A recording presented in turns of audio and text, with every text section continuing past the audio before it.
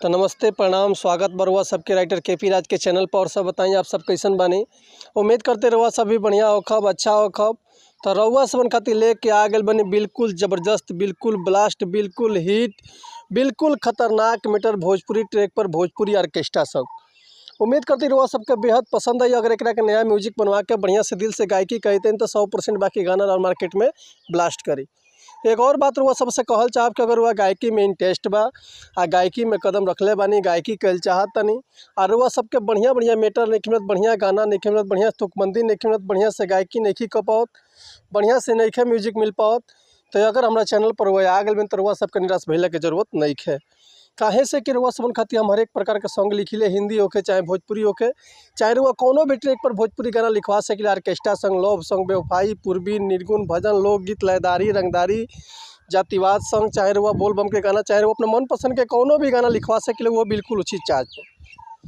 तो ऐसे कहल चाहब रुआ सबसे कि अगर हमारे चैनल पे आ गए बन तो चैनल के लाइक कर दी, सब्सक्राइब कर दी और बेल आइकन प्रेस कर दी ताकि कोनो वीडियो अपलोड करी तो सबसे पहले नोटिफिकेशन रुआ सबन के मिले।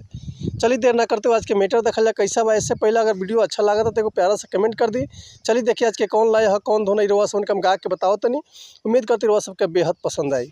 फिलहाल में वो गाना अभी मार्केट में वायरल भइल बा, बहुत बढ़िया गाना बाजता हो कि खोली प्रोफाइल करेले पिया जाँचिंग आ ढोढ़ी होठ लाली पर बढ़ावे खूब वाचिंग, त शेयर क के मोर फॉलोवर बढ़ावेला कि लागेला कमेंट सखी धक धक आवे, भतारे हमर धके बेला आइकन दबावे।